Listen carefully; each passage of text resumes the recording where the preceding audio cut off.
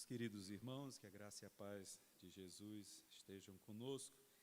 Nós vamos abrir as nossas Bíblias no livro de Atos dos Apóstolos, dando continuidade aos estudos, às exposições nesse livro precioso, tão precioso para a vida e a história da igreja ao longo dos séculos.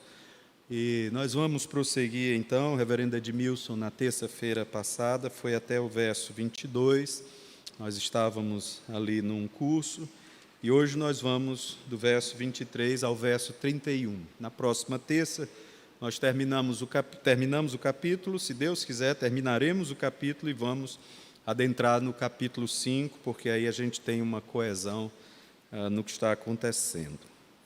Vamos então abrir as nossas Bíblias, capítulo 4, mais uma vez, e vamos retornar a partir do verso 23.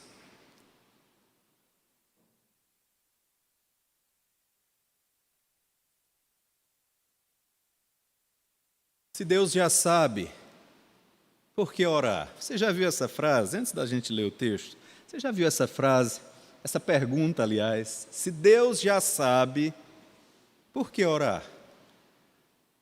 Essa pergunta é o título de um livro que a editora Cultura Cristã lançou há alguns anos, de Douglas Kelly, mas não só no livro do Douglas Kelly, mas é uma pergunta que tem incentivado a teologia a escrever e meditar sobre a oração. Se Deus já sabe, por que orar?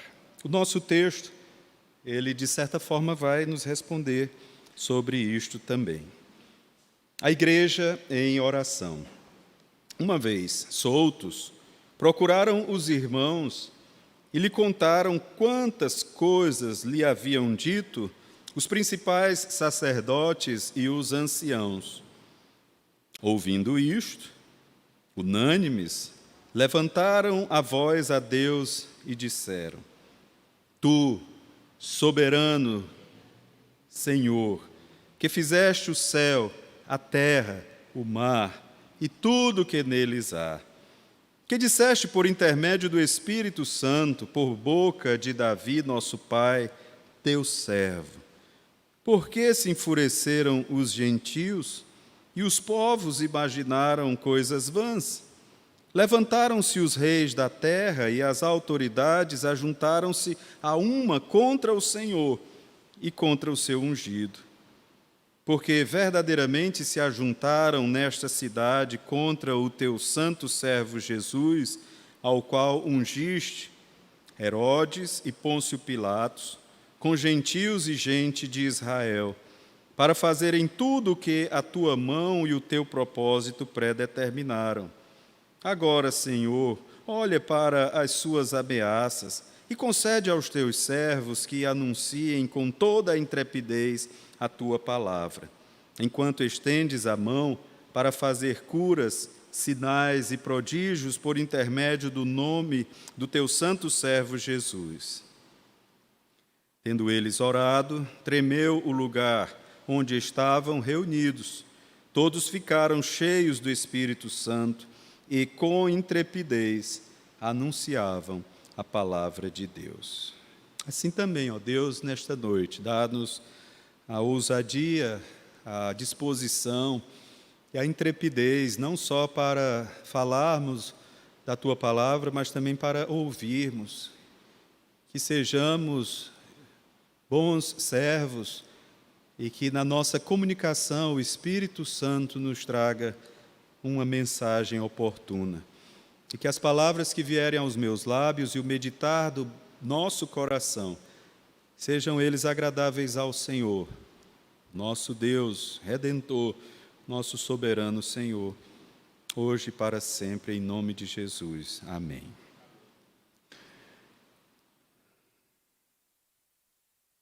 Se Deus já sabe, por que orar?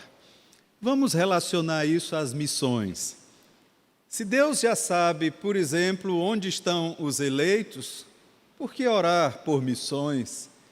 Se Deus já sabe como será o desfecho da história da proclamação do Evangelho e da salvação dos perdidos, por que orar? Se Deus já determinou todas as coisas, se Deus sabe quem são os missionários, se Deus levanta aqueles a quem Ele convoca para os campos, por que orar? Essa resposta nós encontramos na palavra de Deus. E a igreja primitiva, a igreja que está ali pertinho dos eventos relacionados à vinda de Jesus, se tinha essa pergunta no coração, ela não foi exposta assim publicamente nas reuniões. Nós já encontramos esta igreja, algumas semanas depois dos eventos da crucificação e da ressurreição de Jesus, da sua ascensão, nós já encontramos esta igreja reunida em oração.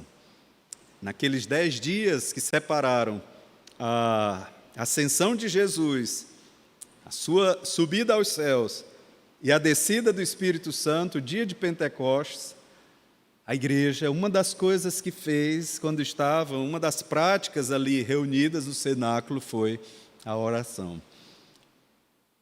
Naquele texto, no capítulo 1 de Atos, e também parte do capítulo 2, Lucas não descreve os temas da oração, só diz que a igreja estava unânime em oração. Aqui já é diferente. Ele vai descrever para nós o porquê que a igreja estava orando, quais os temas da oração, se havia intercessão, se havia exaltação. O que importa, irmãos, é que há uma oração, há uma igreja orando, há uma igreja compreendendo que não pode viver sem oração. Se ela vive sem oração, ela não é igreja. Ela é o ajuntamento religioso que talvez faça até algum bem para quem quer que seja, mas ela não cumpre o propósito final de Jesus, que é glorificar o seu nome, o propósito de Deus, que é glorificá-lo e gozá-lo para todos sempre.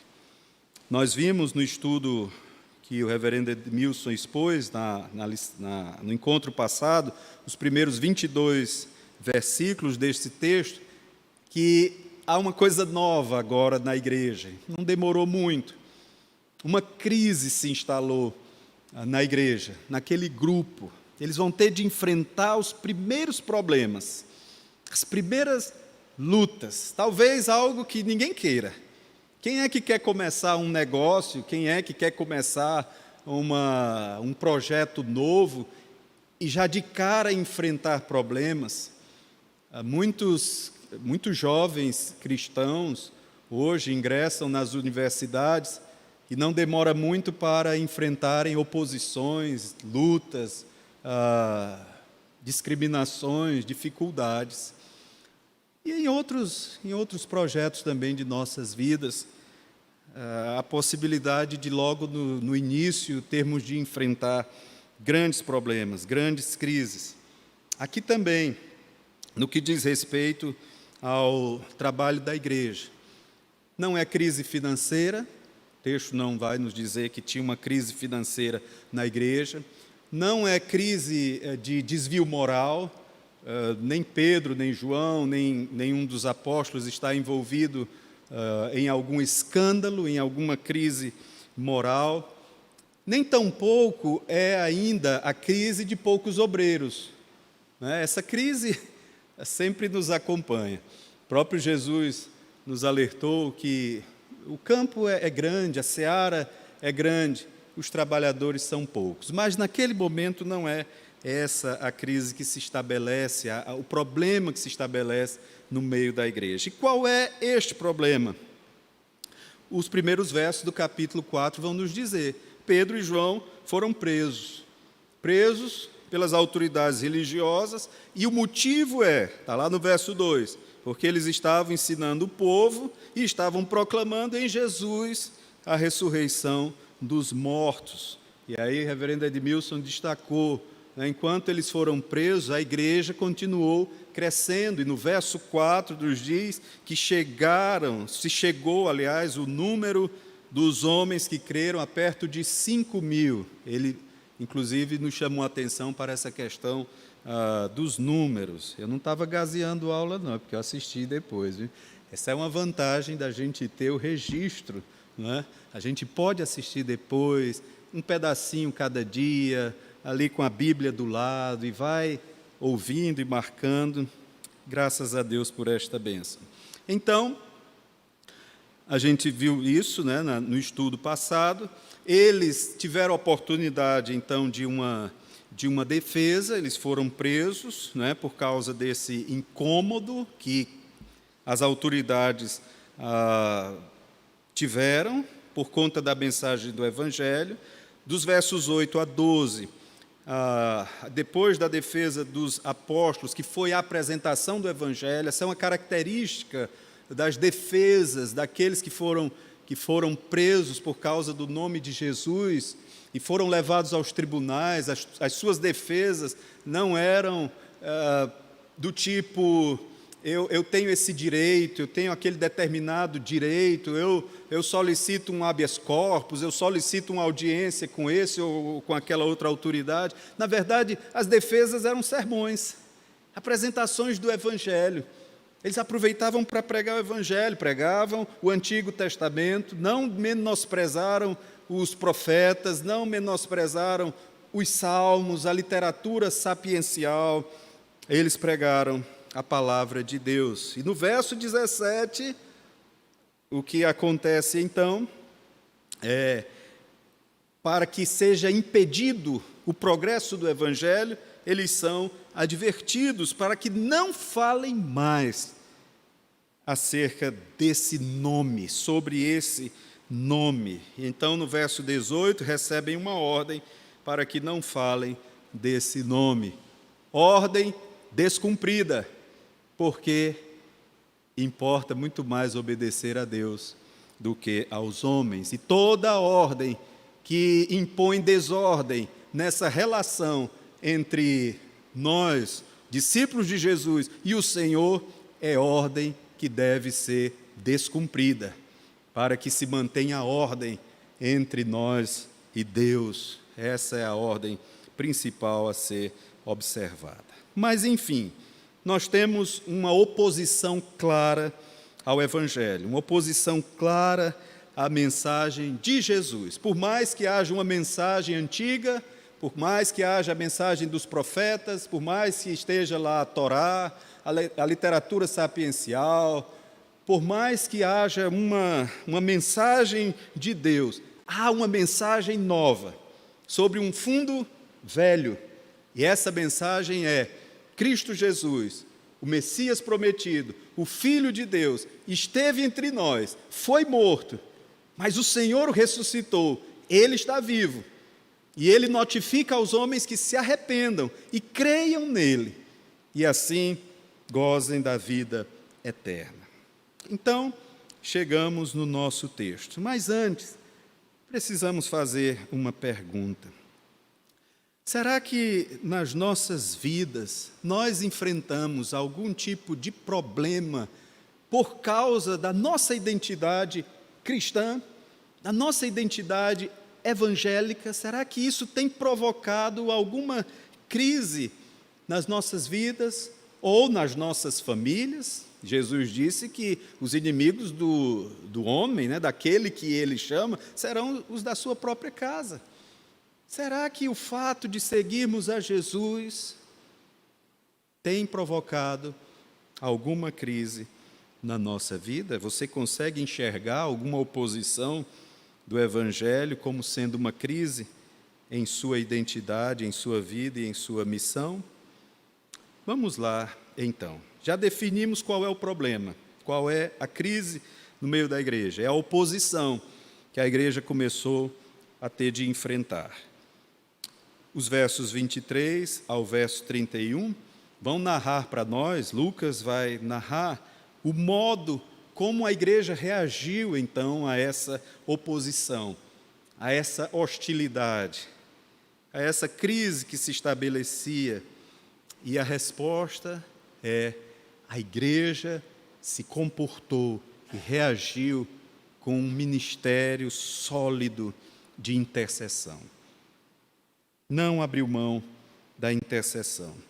Foi a sua primeira reação a essa oposição e essa crise estabelecida. O verso 23 nos diz que então, uma vez soltos, Pedro e João procuraram os irmãos e lhe contaram quantas coisas lhes haviam dito os principais sacerdotes e também os anciãos.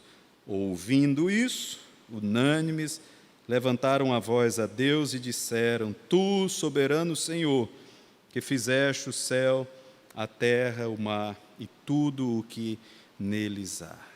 O que percebemos aí, irmãos, é que há uma igreja vivenciando uma unidade, uma igreja caminhando junta, enquanto um fala, o outro ouve.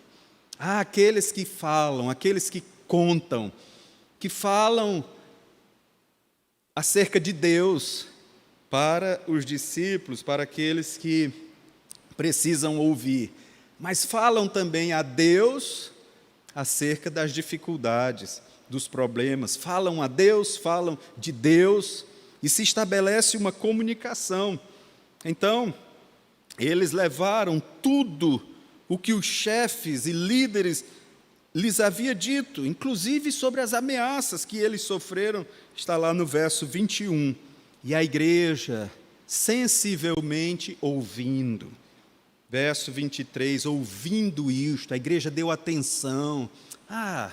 Esse problema não é nosso, deixa aí Pedro e João, esse problema é deles, né? Eles que estão na linha de frente, são eles que vão ser presos mesmo, são eles que respondem, eles são os apóstolos, nós não somos apóstolos, nós somos discípulos.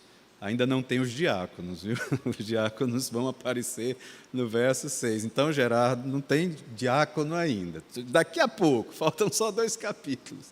Mas, enfim, são eles os apóstolos, deixe eles lá. Se prenderem de novo, vão prender a eles. Não, a igreja foi sensível, nós somos um só corpo. Se Pedro sofre, nós sofremos com ele. Se João sofre, nós sofremos com ele. Estamos todos juntos nesse barco. Não importa se o barco naufragar, uns vão pular, como é, Josué? A bombordo, a este bordo. Não importa. Eu nem sei se é assim. Eu sei que significa esquerda e direita. Se eu estiver errado, por favor, não me recrimine. Mas não importa, irmãos. Se a gente saltar para um lado ou para o outro, vamos cair no mesmo mar. Fomos feitos um só corpo, então precisa a igreja ouvir, e precisa aqueles que falem sobre as bênçãos, sobre as vitórias, sobre os milagres, mas falem também sobre as lutas, sobre as dificuldades, sobre as ameaças. E a igreja, ouvindo isto, reage como uma igreja serva, como uma igreja de Deus. E aí o que ela faz? Ela recorre à oração. Ouvindo isso, unânimes, levantaram a voz a Deus. O que é levantar a voz a Deus? É orar. Levantar a voz a Deus é orar. Não é, nesse caso, blasfemar de Deus. Alguns levantam a voz a Deus para blasfemar, para zombar. A igreja não levanta a voz a Deus para murmurar, para blasfemar. Se o faz, precisa ser corrigida, exortada.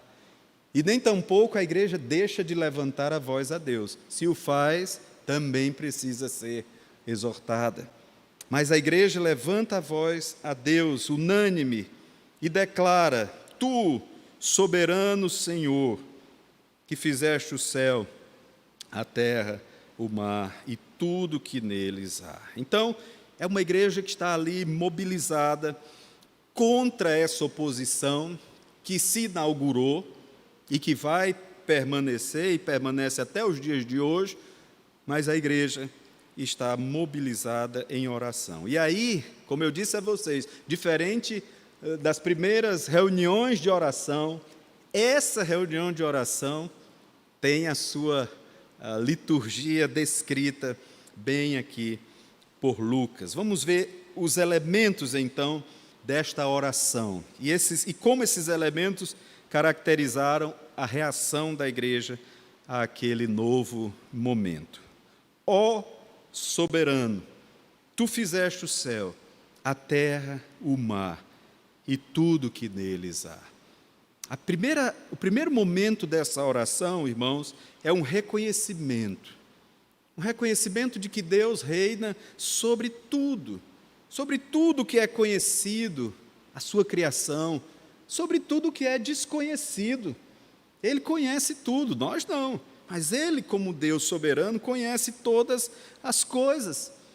E ao declarar isso, parece ser algo assim tão óbvio para quem está anos e anos e anos na igreja hoje, não é? Parece algo tão óbvio entre nós, no nosso meio, mas é um aspecto da oração que não pode ser negligenciado. Normalmente começamos as nossas orações como Jesus começou a oração que Ele ensinou aos seus discípulos, exaltando o Senhor. No caso, Jesus revoluciona aquele relacionamento quando Ele chama o Senhor de Pai. Não era costume entre os judeus isto. Mas Jesus traz uma palavra que vai mudar o conceito desse relacionamento. Ele é o Pai e é nosso. Ou seja, Ele está aqui, bem perto. Né? Eu o tenho como Pai, mas Ele também está bem longe, porque Ele está nos céus. Ele está num lugar inacessível para qualquer homem, a menos que Ele o leve para lá. Se Ele não leva, ninguém chega lá. Nem o dono dessa empresa que está levando as pessoas para o espaço. Né? Antigamente, ser um astronauta era algo assim inimaginável. Mas hoje, se você tem um dinheirinho, você pode ir ao espaço. Aliás, um brasileiro ganhou, né, recentemente, um mineiro ganhou uma viagem ao espaço. Foi lá, passou alguns minutos e voltou, com outras pessoas de outras nacionalidades. Mas não é assim. Ele é o Pai inatingível, se Ele mesmo não nos levar para perto dEle. Mas, enfim, a oração começa dessa forma, exaltando a soberania do Senhor. E veja só, Pedro e João tinham acabado de estar diante de quem? Dos soberanos, dos mandatários, dos poderosos. Eles estiveram diante daqueles que mandavam ali naquele pedaço. Mas a igreja começa dizendo que quem de fato é o soberano, quem de fato reina, quem de fato é o Criador, é o Senhor, é o nosso Deus. E que nenhum homem, por mais vontade que tenha, pode ir ao encontro dele sem que ele assim o permita.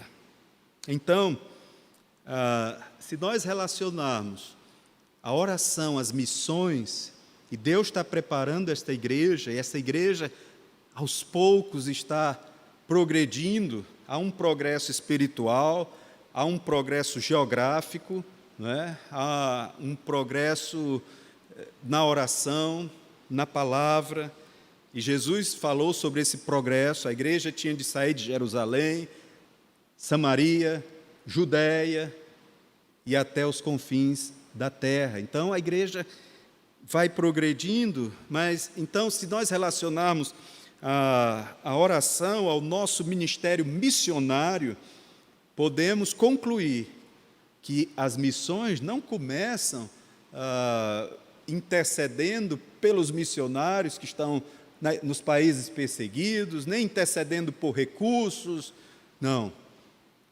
Toda obra missionária da igreja, toda igreja que se dispõe a estender os seus braços, os seus pés, essa obra começa exaltando, reconhecendo, bendizendo o soberano Senhor de toda a terra. Mas essa oração continua. Nós vimos a base, né, de todo o empenho daquela igreja na oração, mas a oração vai prosseguir. Verso 25 e 26. Que disseste, por intermédio do Espírito Santo, por boca de Davi, nosso pai, teu servo. Por que se enfurecem os gentios? E os povos imaginaram coisas vãs.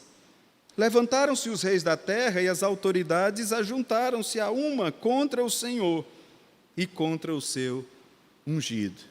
Você já leu esse salmo? Você lembra qual é esse salmo? Não? Foi o salmo que nós lemos na abertura do encontro bíblico. Eu sei que alguns chegaram depois. Não estão reprovados. Ninguém está reprovado. Vai ter a segunda chamada ainda. Edmilson vai aplicar a segunda chamada. É o Salmo 2, gente. Nós não lemos o Salmo 2 por acaso, não. Nós lemos exatamente porque é o Salmo que mais de 1000 anos depois, Pedro e João vão citar. E a igreja vai citar. Naquele dia de oração, por que se enfurecem os gentios? Olha, ele deu até uma chance, né? Por boca de Davi, por intermédio do Espírito Santo, o Senhor disse isto. Por que se enfurecem os gentios? Por que os povos imaginam coisas vãs? Por que se levantam os reis da terra e se ajuntam contra o Senhor e contra o seu ungido? A igreja, na sua oração, está reconhecendo que existe, de fato, oposição à missão. E essa oposição não está começando naquela hora. Não somente Pedro e João foram perseguidos e assim se estabelece um novo tempo na igreja. Não, essa oposição e essa perseguição vem de longe. A igreja do Antigo Testamento, na Antiga Aliança, também sofreu com as oposições, também sofreu com as idolatrias, também sofreu com as rejeições, também enfrentou guerras, também pelo nome de Deus guerreou, se defendeu. E na sua oração, então, essa igreja está reconhecendo que a oposição foi previamente anunciada por Deus. E a grande perseguição se levantou, a grande perseguição dos homens é a Jesus Cristo, que foi levado à cruz, conforme cita o Salmo 2, os versos 1 e o verso 2. Em João, no capítulo 15, os versos 18 ao verso 27, o próprio Jesus nos deixa muito claro que o ódio que o mundo dedica a ele e aos discípulos, ele culmina em uma ação concreta do Espírito Santo, que vai resultar no testemunho de Cristo Jesus. Então, não podemos pensar, irmãos, que a missão da igreja, e nem esperar que a missão da igreja vai ser cumprida num ambiente constantemente confortável, num ambiente plenamente aceito.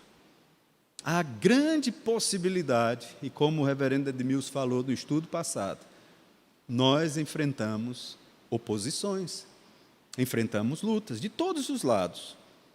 Não é só do Estado, não é só desse ambiente político, mas de todos os lados. A igreja enfrenta oposição, desde o ambiente familiar, a chamada célula-mãe, a primeira célula da sociedade, até os grandes líderes. Olha o que diz o Salmo 2. O que é que ele está lembrando aí para nós?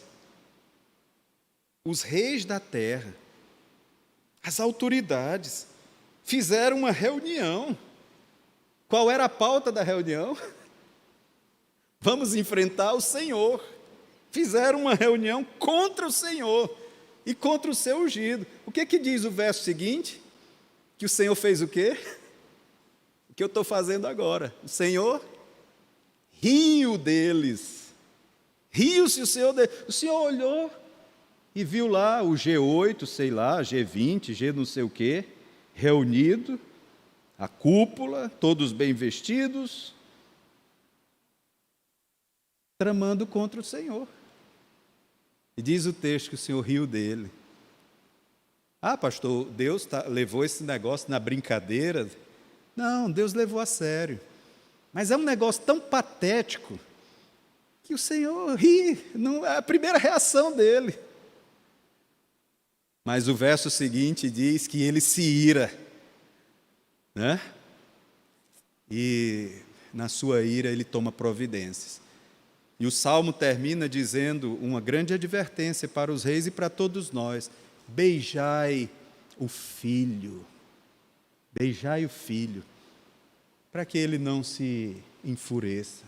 Ou seja, é um relacionamento com o filho, é um relacionamento de amor. A igreja tem um relacionamento filial com Jesus. A igreja tem um relacionamento de submissão, o reconhece como soberano Senhor, Criador dos céus e da terra. A igreja se curva a Jesus. A igreja não se reúne com o propósito de combater o Senhor, mas se reúne com o propósito de combater ao lado do Senhor, em frente, marchando, avançando com o Senhor. Por causa do Senhor, pelo Senhor. Há uma canção que diz: pelo Senhor marchamos sim, o seu exército poderoso é, sua glória será vista em toda a terra. Mas tem esses reis, né, que se acham os comandantes do mundo, que se acham os detentores do destino do mundo, que se ajuntam para tramar contra o Senhor e contra o seu ungido. Então, a igreja está reconhecendo que existe oposição à missão. O Novo Testamento, Mateus capítulo 10, João 15, 1 Pedro 4:12, está nos ensinando que os cristãos deveriam esperar passar por perseguições, assim como Jesus, o nosso mestre, encontrou oposição, os seus discípulos também encontrarão. Mas, semelhante a Cristo, em sua missão, a igreja sempre deverá testemunhar o Evangelho, mesmo em meio a lutas e oposições. Ela não pode esperar o chamado tempo oportuno. Vamos esperar um tempo mais oportuno. Vamos esperar, por exemplo, os combustíveis baixarem de preço para a gente poder fazer uma viagem missionária.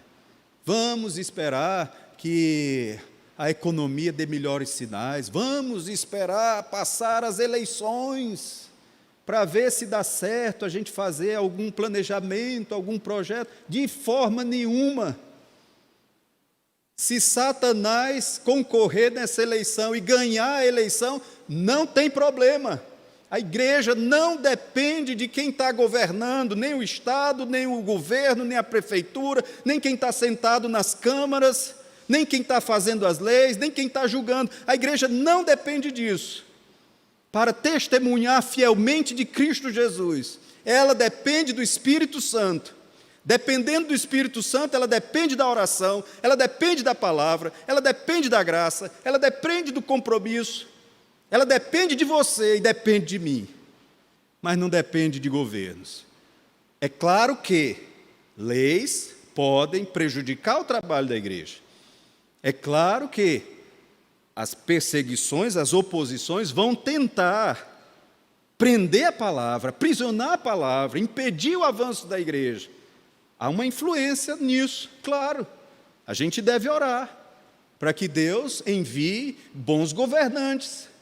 Eu não estou dizendo que a gente deve estar omisso, alheio, alienado, de forma nenhuma.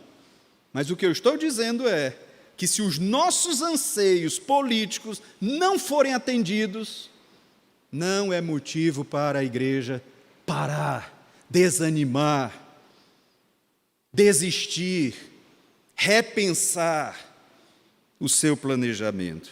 Nós não temos outro planejamento. Qual é o nosso planejamento missionário? Pedro já nos falou. Anunciar as virtudes daquele que nos chamou das trevas para a sua maravilhosa luz. A igreja não tem outro plano. A igreja não tem outra mensagem. Ela tem estratégias. Quem trabalha numa cultura tem as suas estratégias, quem trabalha em outra tem outra estratégia, tem outra forma. Mas, no final, a gente avança numa só missão, num só propósito: anunciar a Cristo. E é o que a igreja está fazendo aqui. Então, as oposições que se levantam, elas estão todas sob o olhar de Cristo. Não importa se Ele vai trazer para liderar a nossa nação Satanás, não importa. Não importa. Lutero diz que Satanás é como um cachorro na coleira de Deus. Quando Deus quer que ele traga um pouco mais de sofrimento ao mundo, ele solta um pouco a coleira e ele avança. Mas Deus puxa a coleira e dá um alívio. E assim vai. O que importa é que ele não sai da coleira de Deus. Ele está sempre ali, na rédea, nas mãos de Deus. Ele só avança do mal até onde Deus quer. Já me aconteceu algumas vezes ali naquela porta, de irmãos passarem por mim, e a gente vê a preocupação nos olhos e dizendo: pastor, o que será de nós? O que será da igreja? Se acontecer isso ou aquilo. A gente vê nos olhos a preocupação, a angústia no coração. E eu respeito, irmãos, fortaleça mais a nossa fé. É preciso que a gente enxergue a história com os olhos do Evangelho. Muitas vezes a gente está enxergando a história só com os olhos horizontais, só com os olhos, os óculos das coisas temporais. Onde é que está a nossa fé? Onde é que está a segurança do Evangelho? Onde é que está a oração? Onde é que está a certeza da vida em Cristo Jesus, e esta é eterna, invencível, infalível? Então, uns aos outros, animemo-nos uns aos outros e estejamos preparados. Tem gente que quer uma igreja sempre confortavelmente, vida tranquila, vida mansa. Não, nem sempre será assim. A igreja deve ter plena dedicação, sejam tempos de bonança, e que Deus nos dê tempos de bonança, seja em tempos de aflição. E se Deus nos der esses tempos, a igreja sobreviverá. Mas vamos lá. Temos mais 2 pontos e eu vou tentar ser mais rápido. Nessa oração, a igreja também reconhece que o soberano Senhor, que ela exaltou lá no início, realiza a sua vontade eterna. Deus permitiu que se levantasse, que se armasse uma conspiração contra a igreja e a sua obra de expansão, a sua obra missionária. Ele utiliza todo tipo de oposição e crise para que a sua vontade seja realizada de maneira plena na nossa história, na história humana. Então, o que isso está enfatizando e apontando é que essa ação soberana de Deus, ela é concreta na vida deste mundo, e Ele utiliza quem Ele quiser utilizar. Ele utilizou a Babilônia para moldar o coração do seu povo. Ele pode utilizar aspectos econômicos, religiosos, sociais, políticos. Vamos aos versos 27 ao verso 28. Porque verdadeiramente se ajuntaram nesta cidade contra o teu santo servo Jesus, ao qual ungiste. Quem? Herodes e Pôncio Pilatos. Eles se ajuntaram. Também com os gentios e com gente de Israel. Para fazer o quê? Não é coisa boa. Onde tem Herodes, Pilatos, gente de Israel e gentios, não vai sair coisa boa. Verso 28 vai nos dizer: para fazerem tudo o que a tua mão e o teu propósito Predeterminaram. Então, eles vão se ajuntar, não é para fazer coisa boa, mas eles não vão surpreender a Deus. Não vão causar surpresa em Deus. Por quê? Porque a própria mão de Deus conhece e predetermina o que eles vão fazer. Porque Deus vai usar aquilo para estabelecer e fortalecer também a sua missão. Ou seja, eu não posso reconhecer que Deus é soberano, começa uma oração tão bonita, Senhor, Tu és soberano, Criador dos céus e da terra, mas Senhor, não estou entendendo nada. Tu és soberano, mas Senhor, por que eu adoeci? Tu és soberano, Senhor, mas por que eu perdi meu emprego? Tu és soberano, Senhor, mas por que o meu planejamento não deu certo? Não. A igreja não é contraditória na sua oração. Ela está dizendo, Tu és soberano e tudo que está acontecendo aqui, com Herodes, o Satanás, com Pilatos, filho de Satanás, com os gentios, demônios, tudo que eles estão fazendo e armando, o Senhor já conhece. E não só conhece, o Senhor permite, não só permite, o Senhor predeterminou. No final, irmãos, no verso 29, a oração continua. Agora, Senhor, olha para as Tuas ameaças e concede aos Teus servos que anunciem com toda a intrepidez a Tua palavra. Você está vendo aí qual é o pedido agora? Tu és soberano, né? Os homens se levantam, o Senhor conhece tudo, nada vai acontecer que o Senhor não conheça e não esteja limitando, que o Teu braço não possa impedir, que o Senhor mesmo tenha permitido, mas, Senhor, considerando as ameaças deles, nos capacita, nos fortalece, para que a gente anuncie a Tua palavra corajosamente.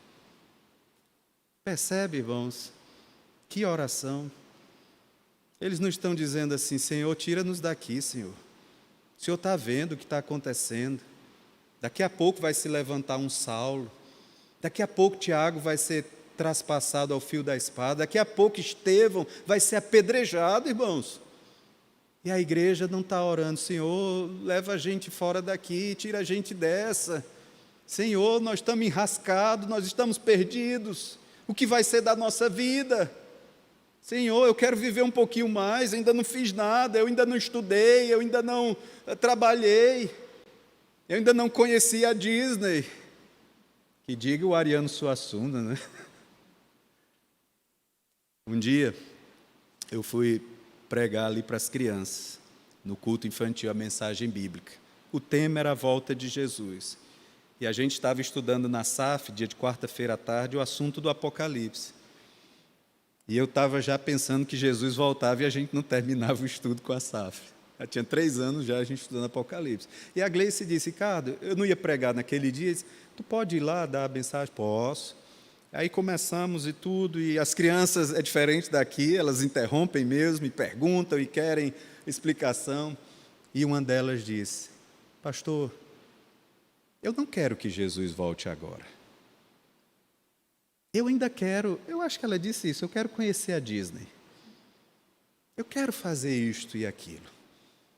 E aí, pastor, Aí, irmãos, eu fiquei numa enrascada. Viu? Mas o Espírito Santo teve compaixão de mim. E eu disse, olha, o que Jesus prometeu nos céus é muito melhor do que a Disney.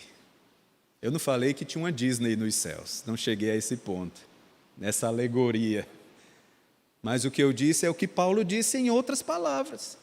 O que ele espera é incomparavelmente melhor.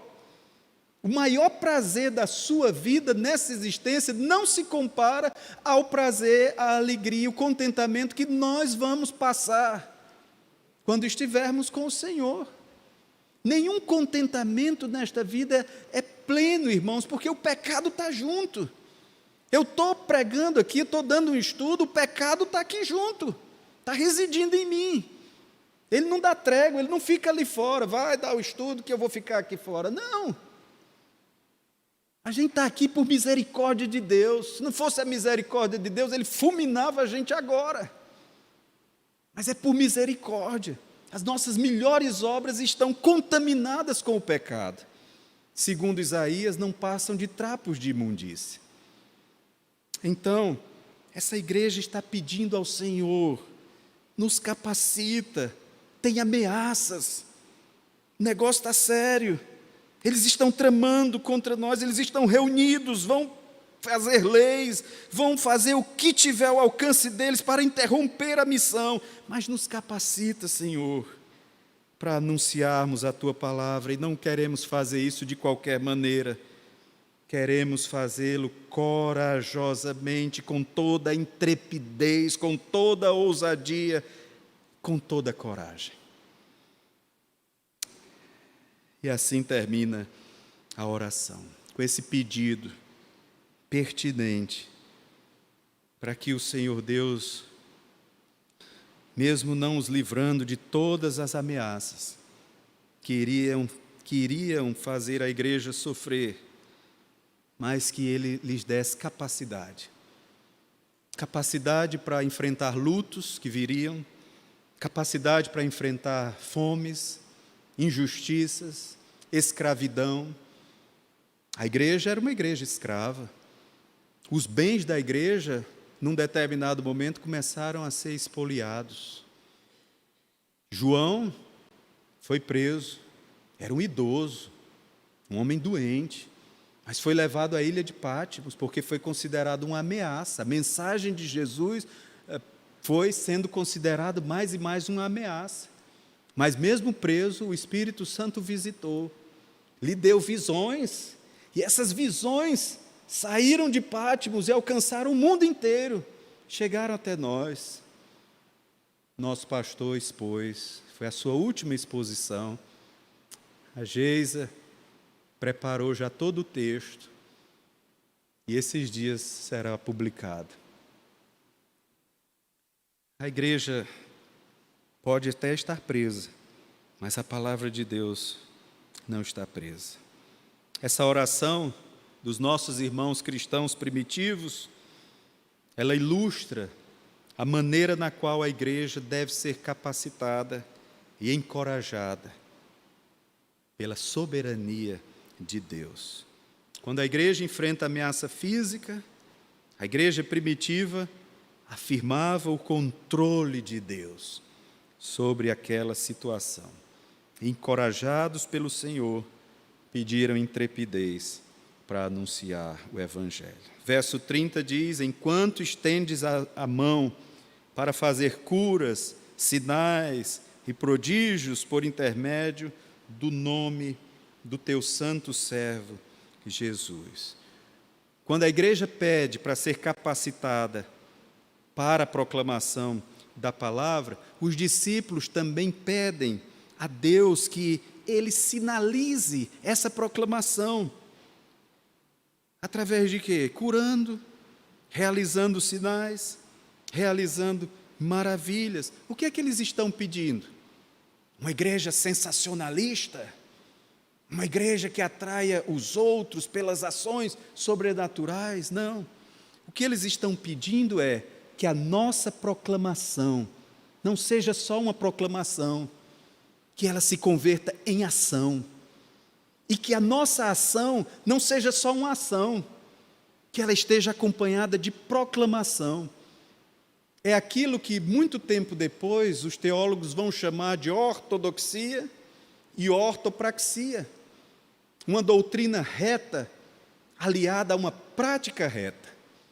Para que não fiquemos só ouvindo nos templos, nas salas de aula, nos seminários, nos cursos, mas que a gente ouça e converta aquilo que a gente ouve, aquilo que a gente conhece, aquilo que a gente avança em ação, que a gente alcance a outros, que de fato essa graça recebida seja uma graça distribuída por meio de ações que falem, que testemunhem do poder do Espírito Santo, do poder de Jesus. É isso que a igreja está pedindo, que a sua proclamação seja acompanhada da ação de Deus, assim como Deus fez lá diante da porta formosa, usando Pedro e usando João. Então eles estão pedindo que Deus os capacite não só para falar, mas os capacite também para abraçar, os capacite também para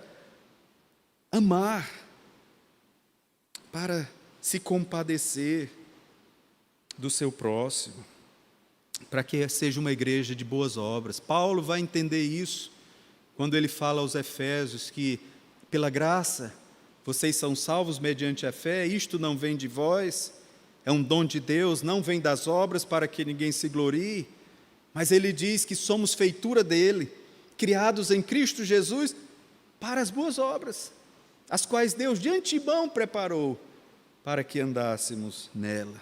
Uma igreja de proclamação e uma igreja também de ação. O texto conclui então dizendo que, terminada aquela oração, tremeu o lugar onde estavam reunidos. Interessante que tremores de terra em algumas regiões são muito comuns, não é? Tem regiões do mundo que estão ali sob placas tectônicas e, aliás, acontecem pequenos tremores toda hora, até aqui no Ceará, no Brasil. Em alguns lugares do mundo os tremores são mais frequentes e são mais fortes, mas aquele tremor não tinha consciência do que estava acontecendo. Já pensou? Terminou a oração, tremeu. Teve um fim de ano aqui que a irmã Lélia terminou de cantar, o fogos papocou, né? E não foi combinado. Mas não foi combinado, irmãos. Mas, na verdade, foi um sinal de Deus. Um sinal maravilhoso de Deus. Deus estava ouvindo aquela oração. É como Deus dizendo: eu estou aí nesse negócio. Nunca vos abandonei, nunca vos abandonarei. Mas o principal não é isso.